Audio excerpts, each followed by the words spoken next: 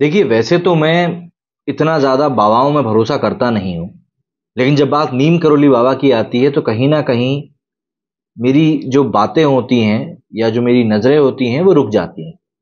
क्योंकि देखिए, कुछ ऐसे व्यक्तित्व वाले लोग होते हैं जिनकी की आभा इतनी ज़्यादा पॉजिटिव होती है कि उनकी बात भर कर लेने से आपको कई बार कई सारे रास्ते मिल जाते हैं।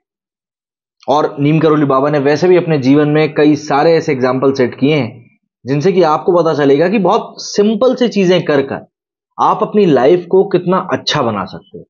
कोई रॉकेट साइंस नहीं है, कोई बहुत बड़ी चीजें नहीं है, लेकिन बस वो छोटी छोटी चीजें हैं जो आपको कुछ ध्यान रखनी है। एंड इवेंचुअली आपको वो सब मिलेगा जो शायद आप चाहते हो, या आपको वो सब मिलेगा जो शायद आपके लिए बेहतर होगा।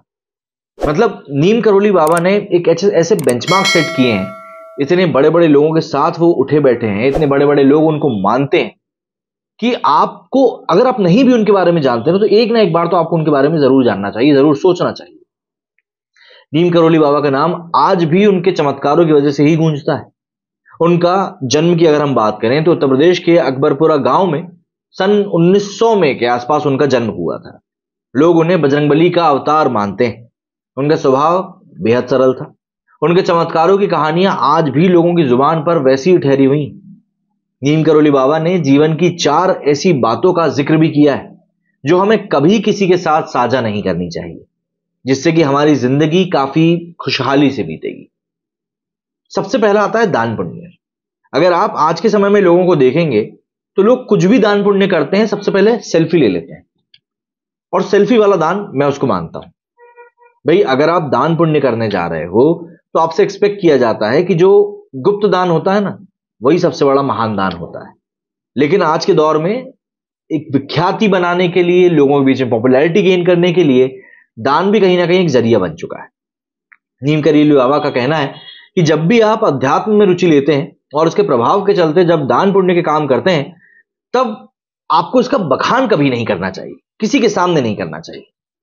दान पुण्य का व्याख्यान जब आप दूसरों के सामने करते हैं तो उसके बदले मिलने वाला जो आपको आध्यात्मिक फल रहता है ना, जो पुण्य आपको मिलने वाले रहते हैं, कहीं ना कहीं वो अधूरे रह जाते हैं। और इस प्रकार का बखान आपके जीवन में एक नेगेटिविटी को भी पैदा करता है। इससे इंसान के चरित्र पर भी काफी सारे सवाल लगने लगते हैं। लोग आपके दान को अभिमान समझने लगते हैं, इसलिए समाज में आपके चरित्र के ऊपर सवाल खड़े होने लगते हैं। और कोई भी इंसान नहीं चाहेगा कि उसके आध्यात्मिक चरित्र पर कोई भी सवाल खड़ा करे।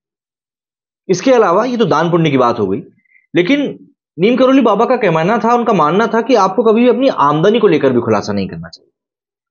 दरअसल हमारे इर्द गिर्द ऐसे बहुत से लोग रहते हैं जो नहीं चाहते कि आप बढ़ें, आप अच्छा करें। तो ऐसे में नीम करोली बाबा का कहना है कि इंसान को अपनी आमदनी का जिक्र कभी भी किसी के सामने नहीं करना चाहिए। इससे लोग आपके स्तर को आंकना शुरू कर देते हैं। दूसरा, इससे आपके पास जमा राशि पर लोगों की बुरी नजर भी पड़ने लगती है, जो कि व्यवसाय हो या फिर कार्य क्षेत्र हो, इनके लिए बिल्कुल भी अच्छी नहीं होती। लोगों की बुरी नजर से आपकी आय के जो स्रोत होते हैं वो भी कई बार बाधित हो सकते हैं।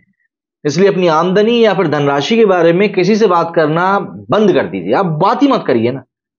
क्या होता है, कई बार लोगों के अंदर एक एक जिज्ञासा होती है कि नहीं यार, मैं अगर इतना कमा रहा हूं तो मेरे को तो बताना पड़ेगा, मैं इतना कमा रहा हूं तो मुझे इतना खर्च करना पड़ेगा।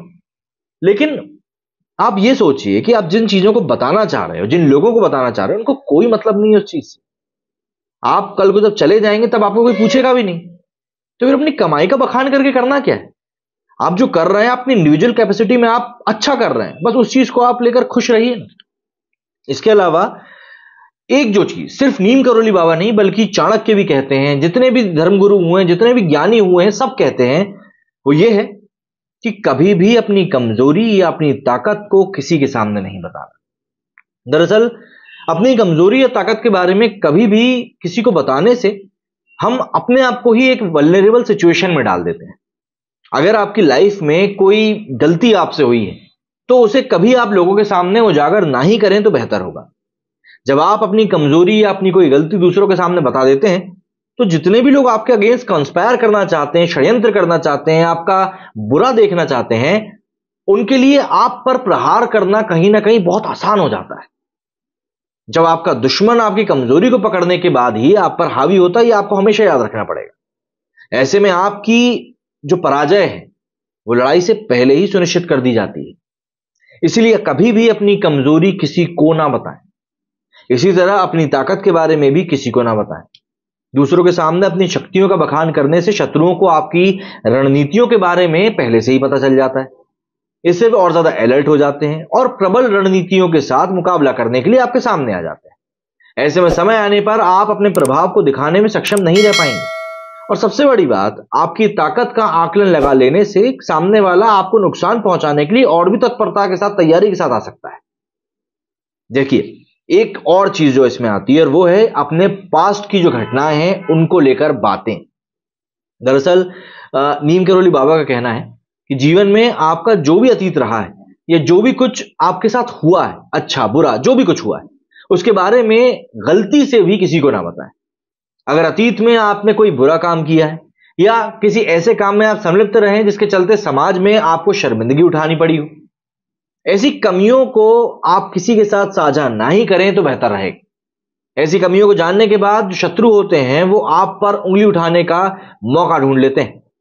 ऐसी बातों को सहारा लेकर वो आपको समाज में नीचा तक दिखा सकते हैं। वो एक बहुत फेमस सेइंग है ना कि अपने दोस्त से ज्यादा अपने दुश्मन को नजदीक रखो, क्योंकि अगर आपका आज की तारीख का दोस्त कल को आपको दुश्मन बन रहा है तो आपके बारे में उसको काफी सारी चीजें पता होंगी। ये कोई बहुत बड़ी बात नहीं है जो मैंने आपको बताई, चाहे वो पैसे को लेकर हो, आपकी आमदनी को लेकर हो, आपकी सीक्रेसी को लेकर हो, आपके कामकाज को लेकर हो, आपकी ताकत आपकी कमजोरी को लेकर। ये सब बहुत नॉर्मल सी चीजें हैं, लेकिन यकीन मानिए यदि आप इन सब चीजों को अपनी जिंदगी में एक गुप्त तरीके से रखते हैं तो कहीं ना कहीं उसका फायदा आपको लॉन्ग टर्म में होना ही होना है।